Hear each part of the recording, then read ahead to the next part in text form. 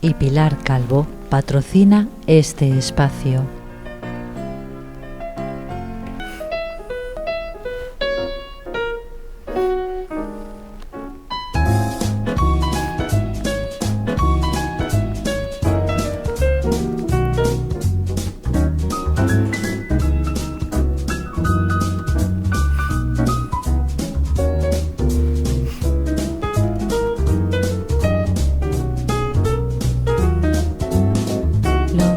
De cada casa. Muy buenas noches, seguimos viviendo este otoño-verano, porque esto más que otoño es verano, temperaturas poco usuales, pero lo cierto es que la Navidad está llamando a la puerta. Dentro de nada ya estaremos con los polvorones, aunque bueno, los polvorones ya los hay en todos sitios, pero claro, lo más normal es esperar un poquito que llegue más cercano al 24, en fin, ahí para todos los gustos. Este programa Lo mejor de cada casa, como siempre, dedicado a la conversación y al diálogo. Y hoy tengo una persona experta en educación, profesor durante mucho tiempo en el Colegio Ecos, encargado de la sección de adolescentes, que no es una sección precisamente fácil. Los adolescentes tienen criterios propios, a veces muy fuertes, y que bueno, pues tienen su problema y hay que tener una capacidad de trato muy elevada. Paco Cervera, o Francisco Cervera, buenas noches. Buenas noches, Paco. Menuda tarea tratar con adolescentes. Sí, pero apasionante. A mí me encantaba. Me ha encantado siempre ese grupo de edad. La verdad que es una etapa de la vida donde se deciden tantas cosas, que es muy importante estar ahí echando una mano. Bueno, que en este programa de hoy, aparte de hablar de educación, algo que es totalmente imposible evitarlo estando contigo, y además un tema que nos interesa mucho, pues queremos conocer a Paco Cervera. ¿Quién es Paco Cervera? ¿Dónde naciste, por ejemplo? Yo nací en un pueblo de Granada, un pueblo muy bonito. Es más, dicen que es uno de los pueblos, como todos los sitios, uno de los pueblos más bonitos de España, se llama Montefrío, y salimos en una revista de estas especializadas en este tipo de asuntos y dijo que teníamos las mejores vistas del país. El caso es que ese es mi pueblo y que ahora comparto ese pueblo con este otro pueblo en el que llevo ya 45 años y me siento identificado totalmente también con este pueblo. Es decir, en mi alma están los dos cariños ahora mismo por igual, Paco. Corazón loco, que es el bolero de Antonio Machín. Corazón loco, ¿cómo se puede pero llamar corazón a dos mujeres contento. A la vez y no estar loco, ¿no? Exactamente. Pero eso de tener dos pueblos es una maravilla, Paco. Yo me siento perfectamente identificado en Montefrío y me siento perfectamente identificado en Marbella. Contextualizando tu infancia, ¿tu familia cómo era? Bueno, mi familia era de la que tenía que ganarse la vida día a día y mi padre fue guarda rural, que eso ya le tenía, era un puesto fijo, que eso era entonces importantísimo, no depender mucho de ir a la plaza a ver si te cogen para trabajar o no, pero ese era el contexto en el que yo me movía. Allí normalmente íbamos a la escuela 3 años, a los 6 años, a los 9 habíamos terminado la escuela. Yo a los 9 años ya había terminado mi etapa escolar y lo lógico era buscarse un lugar donde entraras como aprendiz de algo, ¿no? Yo entré de aprendiz en una tienda de tejido, mi hermano entró de aprendiz con los albañiles, cada uno tenía su historia. Y tenían 9 o 10 años. 9 años. 9 años. 9 años. Con eso ya habíamos acabado todo el proceso. Y luego tuve la suerte de que un día pasó por allí el veterinario del pueblo, que era amigo de mi padre, y les dijo a los de la tienda: oye, el chiquillo este que parece medio listo, ¿por qué no lo presentáis a esas becas que están empezando a salir? Y ellos se lo tomaron en serio y me presentaron a la beca. Yo fui como el que va a decir, bueno, no esperaba que me la dieran, Paco. Y sin embargo me dieron una beca y esa beca fue la que me hizo cambiar el destino de mi vida. A partir de ahí ya me aferré a esa beca y luego compensaba la beca trabajando fuera. Estuve trabajando mucho tiempo en Palma de Mallorca y después me fui a Alemania a trabajar y con todo eso pues pude llevar a cabo la carrera. Así que, ¿y estudiaste qué? Yo estudié historia porque en Granada no había psicología todavía Lo que quería hacer era psicología, pero tenía que irme fuera y no había forma. Yo ya no tenía recursos para irme fuera y decidí quedarme en historia y me fue muy bien. Es más, cuando llegó a Granada los estudios de psicología, me metí. Lo que pasa es que no soy tan listo como para llevar dos carreras a la vez. Entonces llegó un momento en que, ante el conflicto entre una y otra, que había tiempo que disponer, decidí, no, me quedo donde estoy y ya está. Tú has mencionado antes que te fuiste a Alemania, emigraste a Alemania. Sí. Hoy día muchos españoles siguen emigrando a Alemania. Lo que pasa es que hay una diferencia, porque generalmente hoy el que se va lleva una formación académica, exactamente, va con un trabajo cualificado, pero en aquella época no. En aquella época no, en aquella época íbamos como... Yo viví la emigración, la piel de la emigración como tal, con todas las circunstancias. Que llegué, bueno, yo llegué allí y en principio pues no tenía trabajo, y cuando encontraba trabajo me pedían residencia y no tenía residencia, o sea que estuve viviendo mucho tiempo, durante 15 días estuve, gracias a la solidaridad de los que había allí, pues yo dormía, y cuando otros se levantaban yo me acostaba. En el lugar que ellos ocupaban. De las camas calientes. Que se lo de las camas calientes. Entonces había una solidaridad tremenda con toda la gente que llegábamos, ¿no? Esa es una experiencia humana muy importante, y a ti te dejó huella. Por supuesto, me dejaron huella muchísimas cosas. De los contactos que tuve con Alemania, uno de los primeros fue que un día iba fumando, tiré una colilla al suelo, vino una señora, me tocó y me señaló que aquello no era así. Y te estoy hablando de hace ya muchísimo tiempo, estoy hablando de 50 años como mínimo, no, más todavía. Eso me llamó muchísimo la atención, que cualquier persona fuera capaz de decirte, oiga, que esto hay que cuidarlo entre todos, ¿no? Esa lección la aprendí rápidamente. Claro, es que eso en España no se llevaba. No, que va. Luego los periódicos los tenías en unos lugares donde tú sacabas el periódico y echabas el dinero. Y yo decía, eso en España es muy difícil, ¿no? Aquí desaparecen los periódicos rápidamente sin que la gente deje... Eso me llamó a mí la atención también en Viena, los tranvías, cómo te subes y tú mismo pagas y nadie te reclama nada. Exactamente. No hay nadie que te controle y todo el mundo paga. Exactamente. Eso es, ese sentido de ciudadanía que viví en esos lugares me pareció fenomenal. Paco, ¿y a qué te dedicaste en Alemania? En Alemania estaba trabajando en una fábrica de piezas de coches, de máquinas de escribir. Había varios sectores dentro de la fábrica, unos eran de fundición y otros eran de los pequeños defectos que tenían las piezas que salían, había que meterlos en unas máquinas especiales, limarlos, etcétera. Yo me hice especialista en lima. Yo terminé viajando por Alemania con la lima en el bolsillo, porque en vez de que te devolvieran toda una carga de material, me mandaban a mí para que yo la repasara. Yo tengo un amigo que lleva en Alemania 3 años y me dice que todavía anda peleándose con el alemán, con el idioma, para entenderse, porque por visto es un idioma muy difícil. La verdad que sí. Yo aprendí de alemán lo necesario para el trabajo, para comer. Claro, cuando me hartaba de una comida procuraba aprender el nombre de otra nueva, a ver si cambiamos un poquito, porque si no siempre se repetía lo mismo, halbe Hähnchen, mit Pommes y cosas así por el estilo, ¿no? Y el chucrú, ¿no? Y luego el Bratwurst, este tipo de asuntos, que es lo primero que uno aprende, ¿no? Pero después pues, ya te vas abriendo un poquito. Tuve facilidad, eso sí, Paco, porque yo hablaba un poquito de inglés, muy poco. Pero yo, en vez de estudiar francés, que es lo que en mi época toda la gente estudiaba, yo me decidí por el inglés. Y eso me sirvió allí, para relacionarme con los chavales jóvenes, el inglés me vino fenomenal. ¿Y en qué momento decides volver? Bueno, decido volver, vuelvo obligatoriamente, porque me tienen que operar allí de apendicitis, y ya no pude continuar. Bueno, estuve 3 años, yo me iba a los veranos, y estaba además 4 meses de los veranos trabajando allí para ganar el dinero que iba a necesitar para el resto del curso. Es más, ganaba para compensar la beca y para dejar algo en mi casa, que a mí me daba mucha vergüenza que mis hermanos colaborasen y que yo fuera el señorito estudiante, ¿no?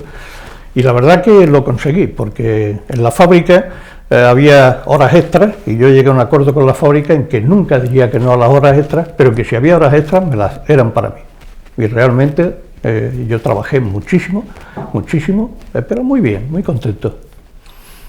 Yo creo que es importante el testimonio que tú estás dando, porque hoy día muchos jóvenes que pueden estudiar, que pueden tener una formación académica, porque la enseñanza pública funciona razonablemente bien y la enseñanza privada también tiene su calidad, quiero decir que hay oportunidades de estudiar. Por supuesto. En esa época no había tanta oportunidad. No sé yo. Había que ganarse lo que tú estás hablando de las becas y demás. Exactamente, Paco.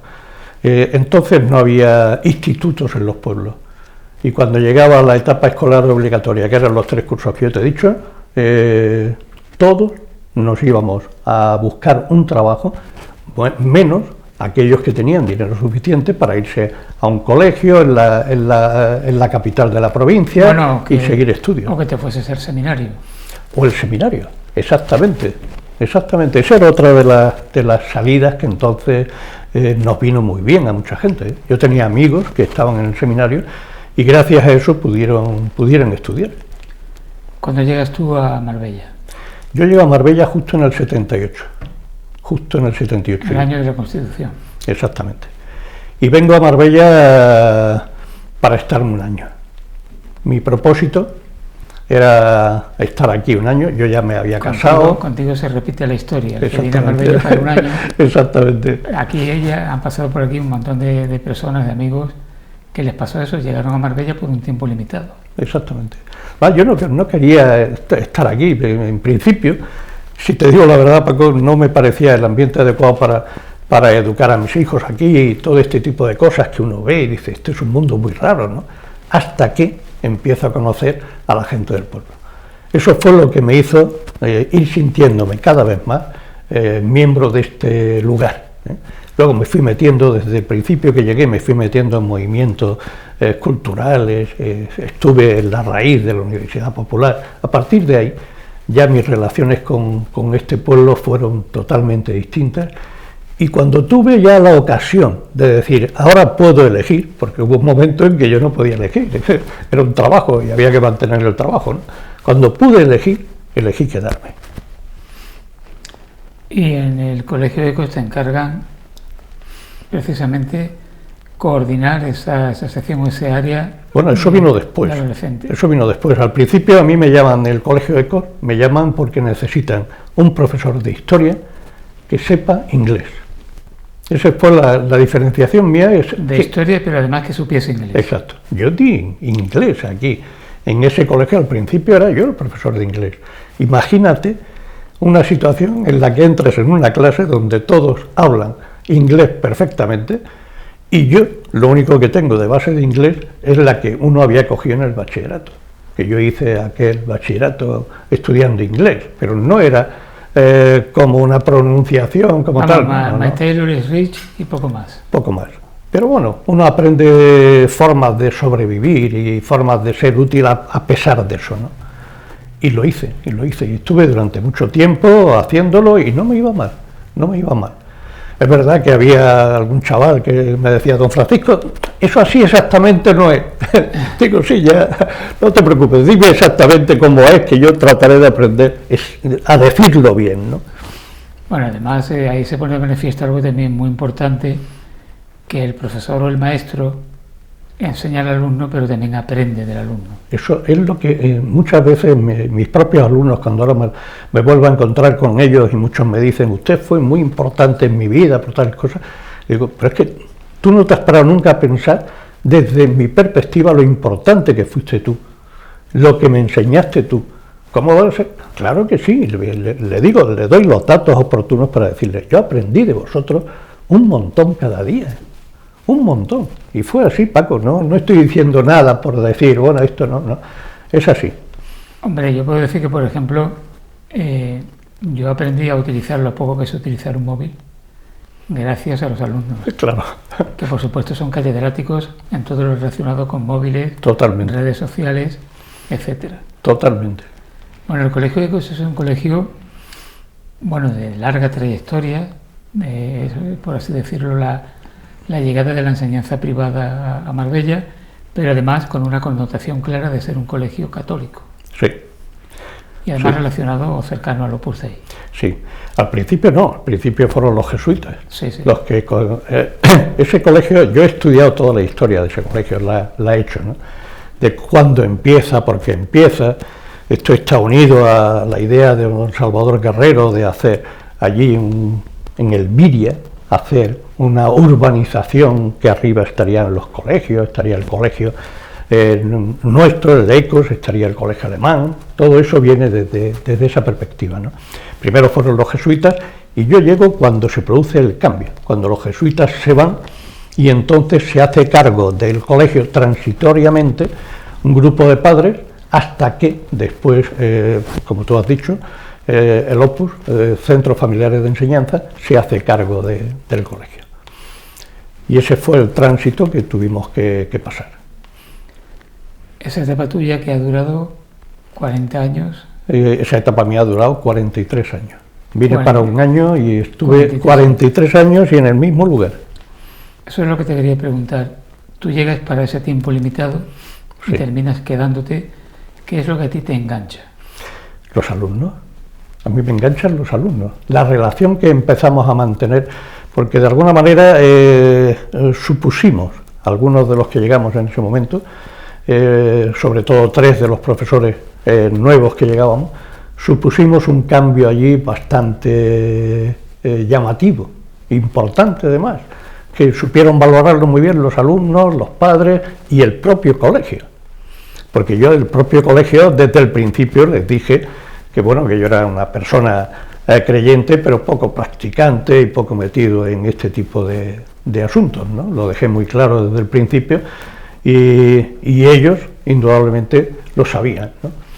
Pero mi trabajo creo que les gustaba, el trabajo que estábamos haciendo, y eso fue lo que nos dio a nosotros la libertad suficiente para trabajar con chavales, que era lo nuestro, sin otro tipo de complicaciones. Hay una idea bastante difundida de que las personas que pueden tener contacto, por ejemplo, con un colegio religioso, o que son creyentes o que tienen contacto precisamente con la religión, son personas de derecha y muy conservadores. Tú eres un ejemplo de lo contrario. Bueno, Lo que quiere decir que la religión es un ámbito privado y se puede ser de izquierda o de derecha totalmente. y tener esa vertiente. Totalmente. Yo creo que el único colegio, por ejemplo, que ha tenido, cuando había procesos de elecciones y tal, bueno, yo llevé allí a todos los representantes de todos los grupos, desde Izquierda Unida hasta el Partido Popular, estuvieron allí charlando con los alumnos tranquilamente, sin que pasara absolutamente nada. Esto lo intenté hacer ahora en las últimas elecciones en los centros públicos. Inmediatamente hubo, no sé si coincidió o no coincidió, pero hubo una normativa por parte de la Junta de Andalucía diciendo que todas estas cosas mejor no. Y yo estoy totalmente en desacuerdo con eso. Es decir, a mí me parece que los alumnos de bachillerato tienen que ir tomando contacto con lo que es la realidad política. No el partidismo, pero sí lo que significa en sí la política. Y eso hay que hacerlo. Hay que hacerlo y hay que abrirse a que esto pueda suceder, ¿no? Que menos que en un momento determinado ellos puedan hablar con los representantes políticos que le van a explicar qué idea de ciudad tienen, por qué se presentan, qué hacen. Qué menos que eso. Tú te has referido a esa experiencia política tuya en las últimas elecciones municipales, Sí. pero no sé si antes te habían lanzado el anzuelo desde algún grupo político para contar contigo. No. No me habían lanzado ningún anzuelo político. Cuando yo te estoy hablando de esta referencia de que llevaba allí una serie de personas para poder hablar, era convicción personal, pero yo no militaba en ningún partido político. La militancia mía llega cuando, después de estar mucho tiempo en Marbella Activa, pensamos que hay que dar un paso más. Es más, sigo pensando que las organizaciones, las asociaciones que hay por aquí, por Marbella y tal, yo les pediría un paso más a la hora de un cierto compromiso en determinados momentos, ¿no? Y nosotros lo tuvimos que hacer así y no fue fácil, pero decidimos dar ese paso más por decir, bueno, tenemos que llegar al ayuntamiento para que haya algún tipo de cambio, para que tengamos posibilidad al menos de llevar nuestra voz, nuestras ideas, nuestros pensamientos, junto con los de los demás, ¿no? Porque como asociación, muy bien, y hacemos un hacemos un trabajo, me parece muy interesante para esta ciudad, pero decidimos que había que dar un pasito más y lo hicimos. Frecuentemente desde determinados grupos sociales y políticos se intenta transmitir una especie de enfrentamiento entre enseñanza pública y enseñanza privada. Me parece un poco absurdo eso, ¿no? Sí, y es más, yo he escrito muchas veces diciendo lo mismo que tú me acabas de comunicar. Es decir, es como, parece que desde parte de la privada miran a la pública diciendo que es un centro casi de manipulación, eso no existe, yo no lo he visto nunca. A mí me parece que la enseñanza pública cada día está mejor y que es una enseñanza plural, respetuosa, etc. Y desde la otra perspectiva siempre piensan que es un centro de adoctrinamiento. Y tampoco, es verdad que por supuesto que lo intentan y todo el que quiere puede meterse, pero también está claro que hay un desarrollo del espíritu crítico, sobre todo porque la gente que se dedica a esta profesión mía, a la que adoro, es una gente muy especial, y una gente con convicciones, y una gente que defiende el pensamiento crítico, algo que se nos está olvidando totalmente, Paco. Pensamiento crítico. Sí, yo cambiaría hoy en la educación, y de hecho esta es la vía por la que se intenta navegar, aquellas 4 reglas que nos decían a nosotros como los principios básicos. Yo ahora pondría como principios básicos educativos el desarrollo del espíritu crítico, la comunicación, tanto oral como escrita, el aprender a trabajar en equipo, la colaboración entre las personas que están allí y el desarrollo de la creatividad. Esos 4 principios me parecen fundamentales para que el sistema educativo empiece a mandar gente mejor preparada. Porque estamos llegando a un momento en que incluso a alumnos universitarios les cuesta hacer un argumento y defender un argumento razonable. Sin duda, resaltaba lo de pensamiento crítico, porque últimamente lo que se lleva es que o estás conmigo o estás contra mí. Claro. Si tú criticas, por ejemplo, a un partido de izquierdas con responsabilidad de gobierno y le haces una crítica, es porque eres de derecha o de ultraderecha. Pero si criticas a la derecha o a la ultraderecha, es porque eres de ultraizquierda. Quiero decir que el que tú expongas tu criterio propio siempre está mal visto por alguien. Así es, Paco. Es penoso eso, ¿no? Así es, pero a pesar de eso, tú tienes que seguir exponiendo tu criterio propio. Claro, eso creo yo. Y a pesar de eso, tú tienes que defender una idea. Hoy día no se defiende una idea, hoy día se transmite. Simplemente cada uno estamos, como tú bien dices, en un sector o en otro, y somos una especie de, lo voy a decir, esto no es general, papagayos que repiten las ideas que los partidos o tal, y dentro de este clima tan tenso que hemos llegado a crear, así nos va porque cualquier mecha puede prender el fuego en cualquier momento, Paco. ¿Qué es lo mejor de tu casa? Lo mejor de mi casa es mi familia completa. Lo mejor de mi casa ahora mismo son mis nietos, que llevo con ellos poco tiempo, tienen 16 meses, y yo no sabía que esto de ser abuelo era tan extraordinario, de verdad. Yo pensaba que los abuelos que yo conocía decían, oh, qué exageración de cosas. Yo soy un abuelo exagerado, de esos de los que están totalmente enamorados de sus nietos y de esta vida familiar, ¿no? Entonces, lo mejor de mi casa primero es mi mujer, siempre, y después ya mis hijos y mis nietos. ¿Toda una vida? Toda una vida, toda una vida. Como todas las vidas, Paco, tiene sus más y sus menos, sus escollos, sus dificultades. Si no, la vida no sería vida, sería otra cosa, ¿no?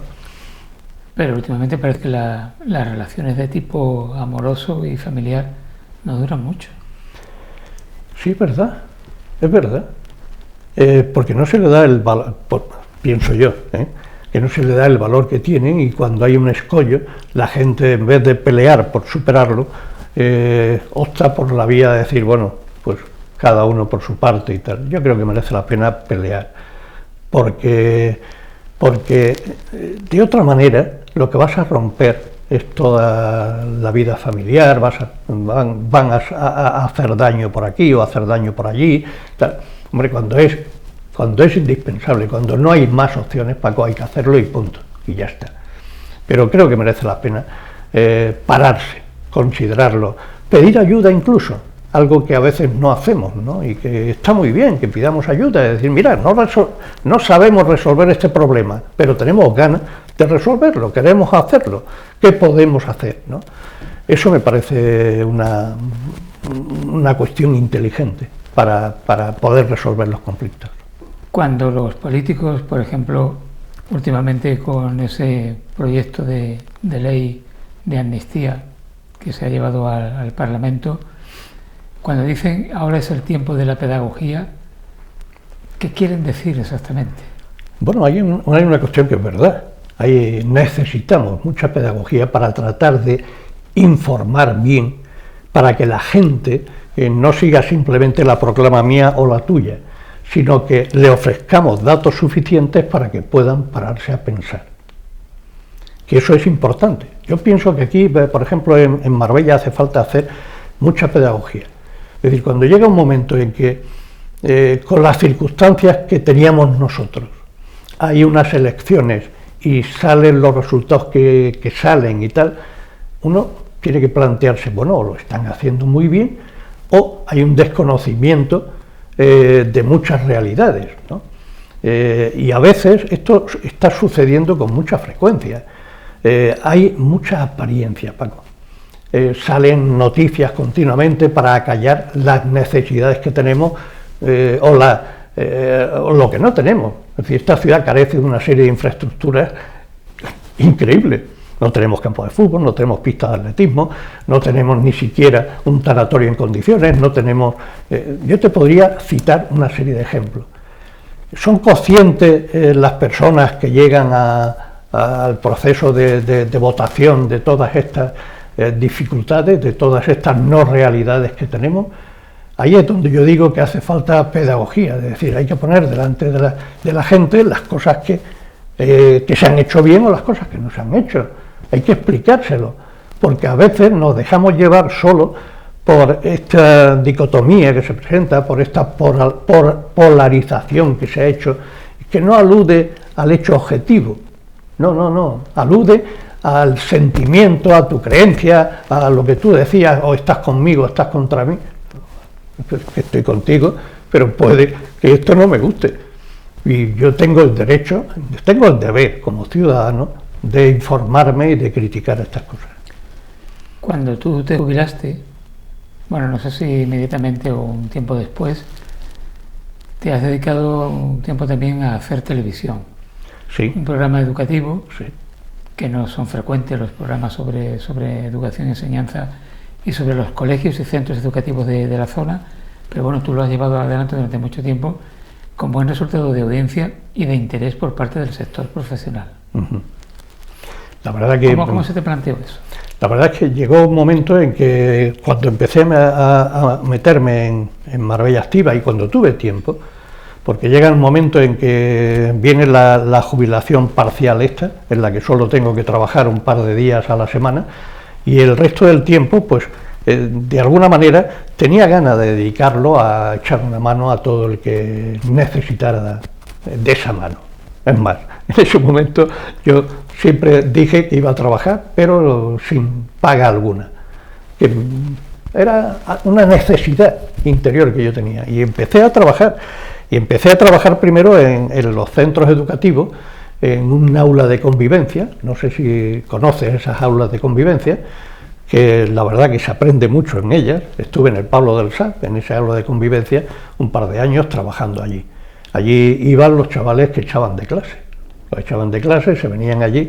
Casi llegó un momento en que los chavales llegaban y te decían, pues yo llegaba, he dicho tal, porque tenía ganas de venirme aquí. Digo, pues mal vamos en esta dirección. Esto no tiene nada que ver con lo que estamos planteando. Pero bueno, me dediqué a eso y entré en Marbella Activa.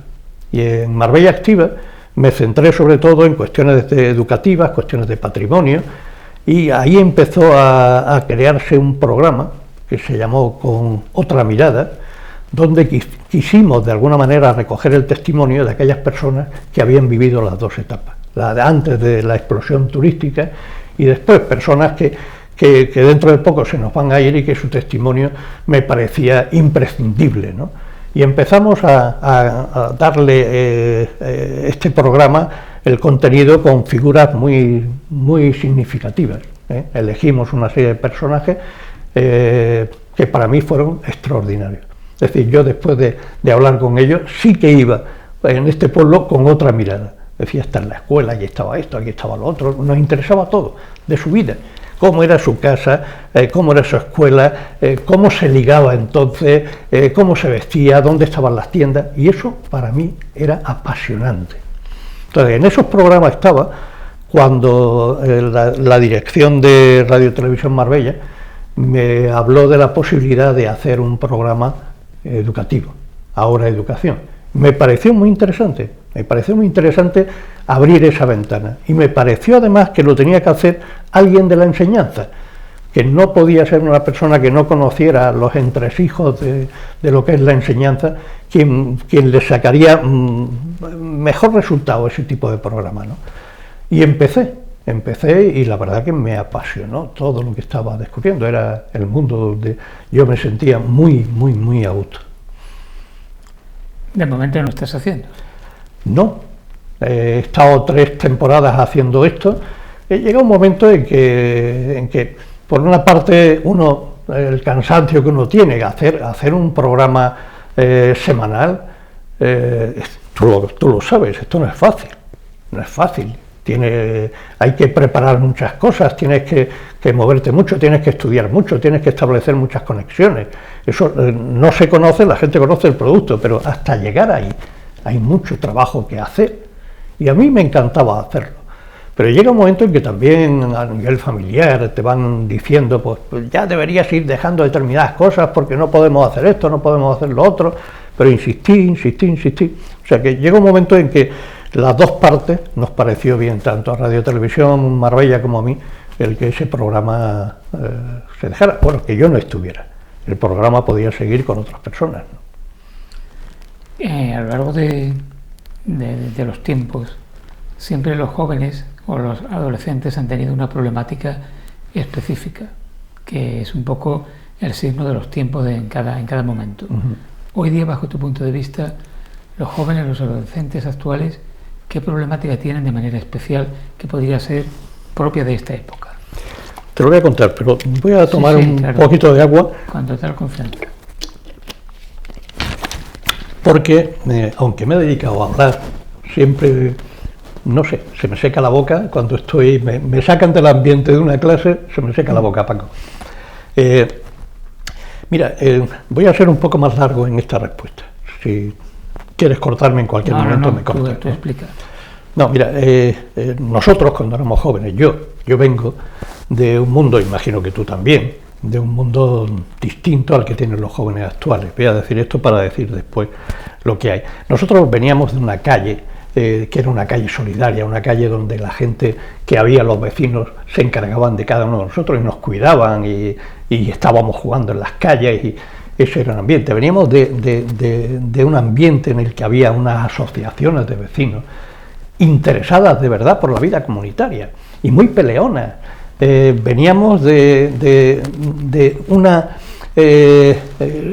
una universidad que estaba implicada en todos los asuntos sociales y donde todo estaba por hacer. En esa época todo estaba por hacer. Estaba por hacer construir un sistema democrático, toda la pelea que tuvimos por los derechos de todo el mundo. Pero entonces todo eso era apasionante, ¿no? Los jóvenes de ahora no tienen esas calles solidarias. Llegó la televisión y nos metió en las casas y luego los móviles ya han creado un tipo de relaciones absolutamente distintas. Es muy bueno un móvil, pero es muy peligroso también, porque genera una serie de dependencias, como tú bien sabes, fuertes, ¿no? No han tenido ese sentido de vida comunitaria. La vida ha ido avanzando hacia un individualismo cada vez mayor, ¿no? Entonces, ¿qué es lo que me encuentro ahora con los jóvenes actuales, en diferencia a los jóvenes de antes? Creo que nosotros tuvimos más fácil, Paco, el tránsito a la vida a la vida madura, a la vida adulta, independiente, productiva y tal, que lo tienen ellos. Ellos, hace poco leí un informe de la OCDE diciendo que además que los jóvenes españoles son los que más dificultades tienen para conseguir esa vida independiente. No tienen un trabajo estable, no tienen un trabajo que les dé un dinero suficiente, más cuando comparan fuera, lo que tú decías antes, hoy muchos se van fuera, qué pena, con toda la inversión que hemos hecho en su formación, que se tengan que ir fuera, pero es que fuera los tratan muchísimo mejor. Si fuera, mientras incluso están estudiando, pueden estar viviendo de lo que les pagan, ¿no? Mi hijo se fue a Escocia y allí en la universidad hizo el doctorado, y cuando estaba haciendo el doctorado ya tenía un sueldo por hacer el doctorado suficiente como para permitirse ser independiente, vivir por su cuenta y tal. Entonces, estos jóvenes de los que muchas veces nos quejamos de que no sabemos dónde están, qué hacen, qué inquietudes tienen, cómo defienden sus derechos y sus cosas, la verdad que lo tienen mucho más complicado. Emanciparse ahora es muy difícil, Paco. ¿Cómo consigues una casa a los precios que están en comparación con lo que yo gano? Muchos de ellos incluso, sí, todos han tenido, que esto es lo bueno, todos han tenido la posibilidad de estudiar, todos, hasta los 16 años es obligatorio, pero incluso después han tenido la posibilidad fácil, relativamente fácil, de hacer una carrera.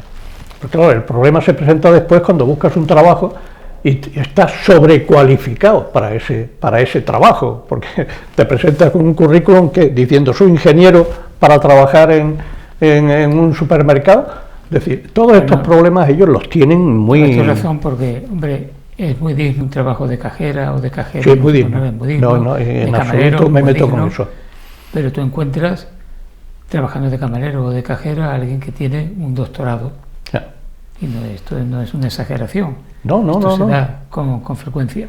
De alguna manera, Paco, yo creo que, por resumir esto, nosotros, los mayores, no hemos cumplido el pacto que teníamos con ellos, porque les decíamos siempre, si te esfuerzas, si estudias, tú vas a conseguir tener aquí un buen trabajo. No. Ellos se han esforzado, han estudiado y no han conseguido tener aquí ese trabajo porque no existía, y han tenido que salir fuera a buscarse la vida de otra manera. Es triste porque además han pasado por dos crisis impresionantes, la crisis del 8, la crisis después del COVID y todo esto. Son chavales que de verdad que no lo están teniendo fácil. Si logran transformarse en influencer y poner la residencia social en Andorra, pues la cosa le va mucho mejor. Claro, pero influencers pueden ser unos cuantos nada más, Paco. Claro. Que eso es lo que también tiene para mí los móviles, internet y todo eso, el crear la sensación de que todos somos geniales, ¿no? Geniales hay unos cuantos, los demás tenemos que aprender a vivir de otra manera, ¿no? Bien, Marbella Activa, vamos a hablar un poco de Marbella Activa. ¿Qué es exactamente Marbella Activa? ¿Es una asociación social? ¿Es un partido político? No, nunca es un partido político. ¿Es una secta? Podría ser una secta, pero no lo es. Marbella Activa es una asociación de carácter cultural, donde todo el que quiere dedicar un tiempo de ciudadanía, de hacer cosas por su ciudad, tiene cabida. Este fue el sueño que tuvieron un par de jóvenes en el 2012, que es cuando inicia. Antonio Figueredo, Javier Lima, tienen un sueño de crear un espacio donde puedan confluir toda una serie de gentes de la ciudad que estén dispuestos a dedicar un tiempo sin compensación ninguna, un tiempo que donamos a hacer actividades culturales y a hacer aquello que sea necesario para esta ciudad. Indudablemente, Marbella Activa, eso es lo que hace. Los objetivos fundamentales, pues nosotros es promover de alguna manera la defensa, el conocimiento de nuestro patrimonio, no solo el patrimonio histórico, sino también el patrimonio natural, que es bastante desconocido en muchos casos, ¿no? El patrimonio histórico también, Paco. Aunque tú seas el cronista oficial, la verdad es que no estamos haciendo bien esa cuestión. Y me parece tremendamente importante, porque para enraizar bien a la gente, eso me parece básico.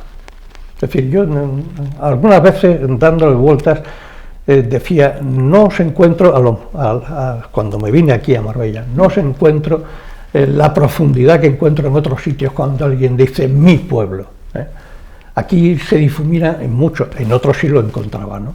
Pero en muchos se difumina eso. Y tiene que ver con el conocimiento de tu ciudad, con que te sepas de aquí, con que sepas que este es tu lugar.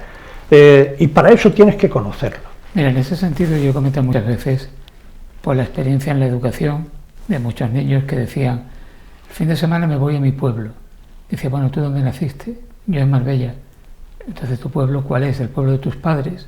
Ya. Porque ha habido realmente en Marbella mucha gente que lleva viviendo aquí toda su vida, que lleva 40 o 50 años, y llega el fin de semana y siguen yéndose a su pueblo. Siguen sin considerar Marbella su pueblo o su ciudad. Así es.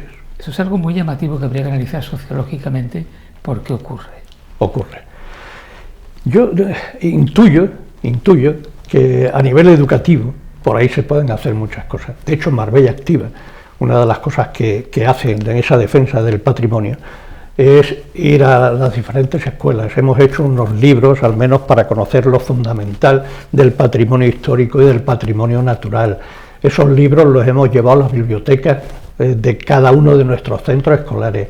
Hemos ido allí a ofrecerle a la gente, nuestra gente, para sacarlos a dar una vuelta y a conocer cosas, ¿no? Que además me gustaría resaltar que son libros muy cuidados, desde el punto de vista didáctico son maravillosos, se puede trabajar muy bien con ellos, muy atractivos. Sí, señor. Sobre las aves de la zona, sobre la vegetación, así es, sobre la historia. Así es, pero necesitamos ahondar en ese camino, Paco. Y esta es como una petición, como cronista oficial, de decir, hay que llevar nuestra historia a las escuelas, hay que llevar nuestro patrimonio natural a las escuelas.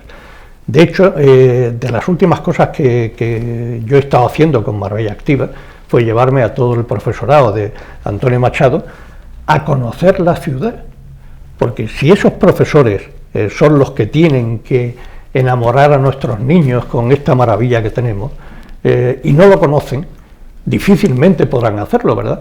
Entonces le ofrecemos esa posibilidad y la aceptaron y vinieron y hicimos el recorrido. Claro, ya a partir de que haces el recorrido, empiezas a mirar con otra mirada, que eso es importante, ¿no? Eso es muy importante.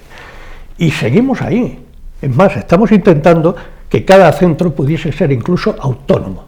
Ideamos un plan que presentamos a los centros para formar al menos un profesor, un alumno, un padre en esto. Hacerles nosotros la ruta, enseñarles bien cuáles son los puntos que tienen que hacer y que ellos luego fuesen los que enseñaran eso a sus alumnos, a sus padres, a sus... Paco, hay ciudades pequeñas, pueblos, que tienen un par de columnas y un residuo de muralla y hacen al lado un centro de interpretación y crean un museo arqueológico. Aquí no tenemos un patrimonio rico, importante, no contamos con un arqueólogo municipal, no contamos con un museo arqueológico. Te vas a Estepona, hay arqueólogo, hay museo. Vas a una pequeña ciudad como Cabra, por ejemplo, lo digo porque estuve no hace mucho, tiene un museo arqueológico impresionante, una ciudad de 20.000 habitantes. Paco, o sea que algo falla en ese sentido, llevas razón. Hombre, tenemos uno de los mejores lugares del mundo en cuanto a clima, en cuanto a condiciones físicas. Aquí podría se puede desarrollar una ciudad que debe ser una maravilla y que no lo tenemos, lo hemos abandonado. Todo eso está desde mi perspectiva, Paco, está muy abandonado. Tú hablas ahora mismo de la necesidad de un museo que llevamos pidiendo ya por activa y por pasiva, y siempre se dan largas, pero aparece en todos los programas electorales al principio, aparece y luego nunca se hace. Al siguiente está otra vez y está otra vez. Pero me gustaría, esa apariencia. Me gustaría destacar algo, que esa crítica que hacemos, o que por lo menos yo la hago desde ese punto de vista, me da igual que quien gobierne sea de izquierda o de derecha. Claro, no tiene porque ha habido gobiernos de un signo y de otro signo. Sí. Y ninguno se ha planteado en serio. Exactamente. Además, eso para nosotros está claro. Claro. Nosotros, además, cuando hablo de Marbella Activa, somos totalmente apartidistas. Y si tengo que hablar de Impulsa Ciudad, sabes que nosotros no nos definimos ni en izquierda ni en derecha. Nosotros lo que sí planteamos es una serie de necesidades para que esta ciudad sea más amable con todos sus habitantes, no solo de cara a aquellos que llegan, no. Esta ciudad necesita ser más amable con las personas mayores.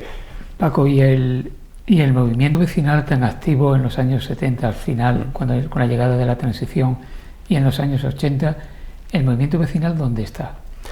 Se perdió, lamentablemente se perdió, porque desde mi punto de vista creo que hemos perdido ese sentido de vida comunitario, ese interés por las cosas colectivas, y eso hay que recuperarlo. Y hay que recuperarlo a través de regenerar nuevos movimientos que vayan en esa dirección. Pero es como si esas cosas no interesaran a nadie, Paco. Como si esas cosas fueran además, no sé, miradas como algo peligroso, como algo que puede darle a la gente un sentido crítico del que no queremos que se dote. Es que no lo puedo mirar de otra manera. Es que parece que hay una determinación en ir en esa dirección. Y todo lo que encuentras en esa dirección es pura apariencia, puro mensaje aparente, para que así la gente no se desenganche de algunas cosas, pero ahí está esa necesidad de hacer pedagogía, que yo también la defiendo. Es decir, vamos a mostrar, esta es la realidad, mirarla, porque esta es la realidad de la que hablamos.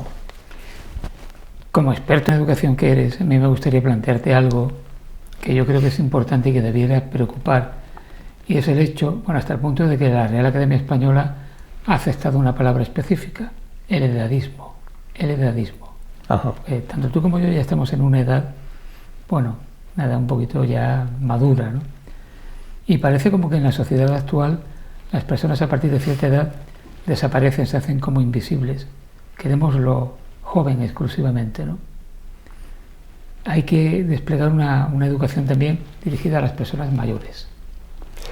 Por supuesto, Paco, pero y además no solo eso, tenemos que buscar la confluencia de personas jóvenes y mayores, y se puede hacer perfectamente, incluso desde los propios centros, pues se puede articular esa colaboración, que es muy buena para los dos, que facilita una serie de cuestiones que me parecen que son fundamentales para los seres humanos, el que esa relación se establezca y se potencie, y se puede potenciar. Y luego, pues, indudablemente, fíjate, yo me fijo también en las personas de edad que conozco aquí alrededor, y os veo siempre haciendo cosas, os veo muy activos, tremendamente activos. Estoy hablando de ti, estoy hablando de Rafa, estoy hablando de las personas que conozco. Es decir, ese espíritu no se pierde nunca. Pero tú no te incluyes en esas personas mayores. Yo me incluyo también en esas personas mayores. Yo me incluyo, yo necesito esa actividad. Me recuerda un tío mío que falleció, que le faltaban unos meses para los 90, y cuando tenía 85 años, 86, se le decía, ¿por qué no vas a un centro de mayores a relajarte, a jugar? Y decía, no, yo es que con viejos no quiero estar. Y él tenía 87 años. Sí, y entiendo lo que significaba eso. No se consideraba mayor. No se consideraba mayor, pero que necesitaba hacer más cosas. Que necesitaba seguir viendo la utilidad de las cosas que hace. Me parece una maravilla encontrarme gente como me la estoy encontrando en asociaciones que están trabajando por la gente de sus conciudadanos, ¿no? Eso me parece una maravilla. Y hay muchas personas mayores ahí, en Marbella, voluntarias, claro. En Marbella. Como se dice siempre que las palabras no son inocentes, se ha ido evolucionando en el lenguaje. Los que antes eran viejos, ancianos, ahora son personas mayores activas. Es la denominación, ¿no? Yo la verdad que me digan viejo ya no me preocupa. Mientras siga teniendo ganas de hacer cosas, yo me siento tremendamente joven, en ese sentido, después que las rodillas me duelen, es verdad, que me cuesta a veces hacer esto, claro, pero si es propio de la edad, normal, ¿no? Es propio de la edad, es normal, pero todavía tenemos muchas cosas que queremos hacer.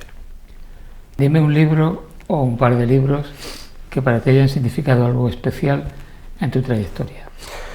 Bueno, en mi trayectoria he tenido muchos libros que han sido importantes.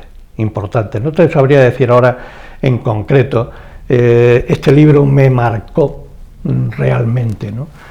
Pero toda la historia que yo he conocido, para mí fue fundamental para poder explicarme el mundo en el que vivo.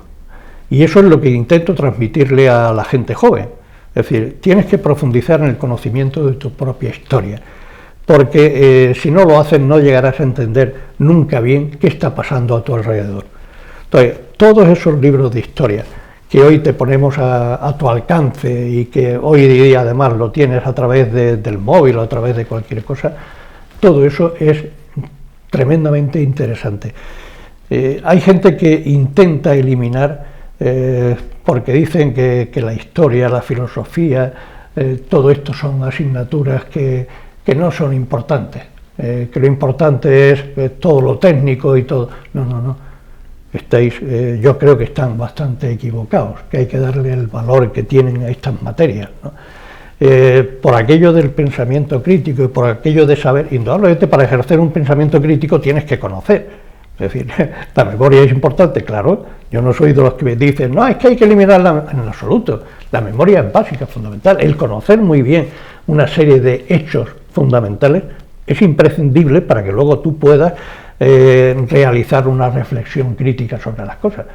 La crítica se ejerce sobre algo, sobre la nada no se ejerce. Entonces, todos esos libros de historia me parecen apasionantes. Y luego hay todas unas que yo fui descubriendo de cómo hacer que la gente entrase en el proceso de comunicación, que me parece también muy importante. Y fui encontrándome con una serie de pequeños libritos que me enfocaban. Durante mucho tiempo yo estuve con mis alumnos, lo primero que hacía al llegar era pienso y escribo. Y había 10 minutos en los que ellos pensaban lo que querían y lo escribían. E iban haciendo por un pequeño diario y tal. Eso fue muy importante. Luego después el que quería leía esto, lo otro, y fue muy importante para ir desarrollando esa creatividad también, ¿no? Me parece que es importante aprender a comunicarte tanto por escrito como oralmente. Los concursos de debate que organizábamos me parecieron muy necesarios. De hecho, siguen en el CEP, siguen fomentando estos concursos de debate, que me parece, bueno, pues tú vas a defender ahora la idea esta y tú vas a defender esta idea, aunque no creas en ella, trata de argumentar para que puedas entender bien el pensamiento de otras personas, ¿no? Métete ahí, porque eso también es importante, meterse en los zapatos de lo que piensa la gente que tú no estás de acuerdo con ellos, ¿no? Claro, porque ese pensamiento viene de algo. Eso es empatizar. Claro, todo eso hay que desarrollarlo, Paco, y esos libros para mí fueron muy importantes. Luego después, a nivel personal, yo soy lector, soy buen lector, sigo leyendo. Mi mujer lee mucho más que yo, y dice, es que tú tardas mucho en terminar un libro. Claro, lo leo por las noches, cuando llego a la cama, es cuando cojo el libro y ahora pues me duermo antes de lo que me dormía cuando era un poco más joven, pero sigo leyendo todas las noches un poquito, y eso me parece fundamental. Coge los libros que te gusten, coge los que te parezcan a ti interesantes, pero sigue practicando eso. Está claro que en los currículos educativos es muy importante toda la parte técnica, evidentemente, toda la parte científica, pero bajo mi punto de vista, no darle la importancia en el mismo nivel a las humanidades es un error gravísimo. Desde el mío también. Es más, yo les decía a los chavales de segundo de bachillerato, tenéis la suerte de hacer este curso de historia del mundo contemporáneo, digo, porque estoy convencido, y de hecho luego al final lo hablaba con ellos y decían que sí, que era verdad. Estoy convencido de que vais a mirar el mundo que os rodea después de hacer este curso de otra manera, porque entenderéis mucho mejor las dificultades que tenemos para organizar la convivencia común, que si los catalanes, que si los vascos, todo eso lo vais a entender mucho mejor cuando conozcáis un poquito la historia de vuestro país, de vuestra patria. Una película.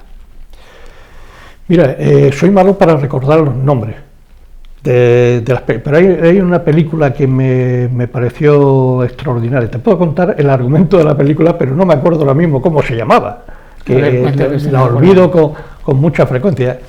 Es la historia de un matrimonio que se separa, él llega con otra persona, joven, y es la historia que se presenta entre esas dos mujeres con sus propios hijos.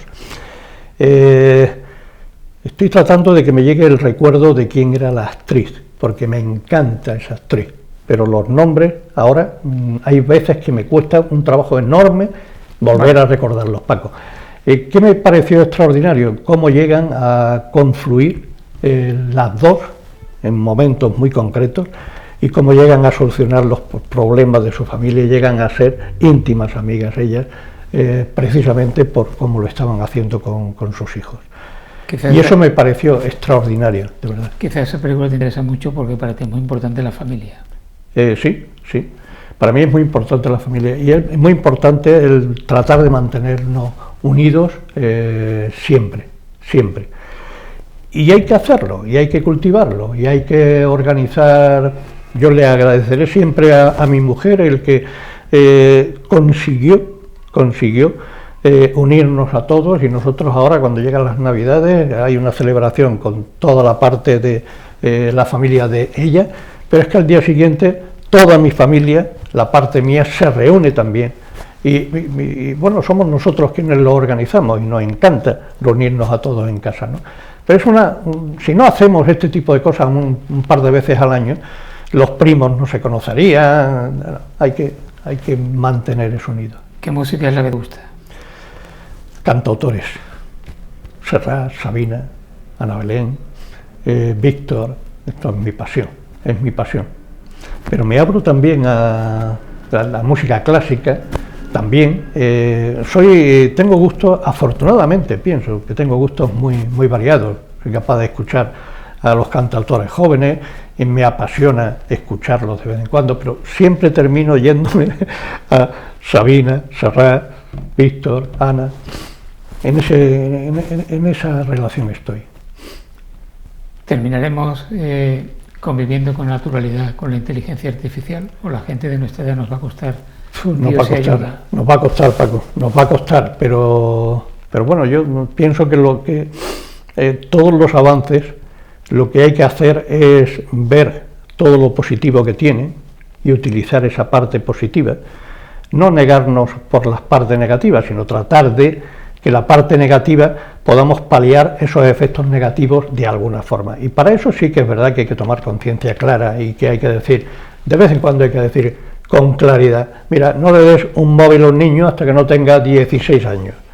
O si se lo das antes, procura establecer unas pautas en las que tú puedas controlar determinadas cosas, porque es peligrosísimo, es peligrosísimo el hacerlo.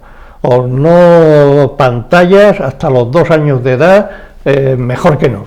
Luego después la vida es muy rica y hay momentos en los que estás tan enormemente cansado que tú mismo eres el que le pones la pantalla y le dices, anda, entretente ahí un poquito. Pero además, alguno de esos cantautores que a ti te gusta tanto, y a mí también, dice que a veces la vida nos invita a tomar café. Totalmente. ¿Está bien eso? Total, está muy bien. La verdad que la serie de imágenes que me transmiten son una maravilla.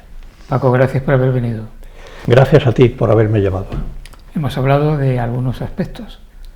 Otro día te vienes por aquí porque hay muchas más cosas. Sí, la verdad es que yo creí cuando me dijiste que íbamos a estar una hora hablando, se me ha ido en un soplo. Pasa siempre. Pero es cuestión tuya de cómo lo organizas. Y le digo, una hora, me dice, ¿de qué voy a hablar? Pues de todo esto y mucho más. Pues la verdad que me he sentido muy a gusto hablando contigo, Paco. Gracias. Espero que ustedes también hayan estado a gusto en sus casas compartiendo esta conversación. La próxima semana, la idea que tenemos, como siempre, es regresar. Fundación Banús y Pilar Calvo patrocina este espacio.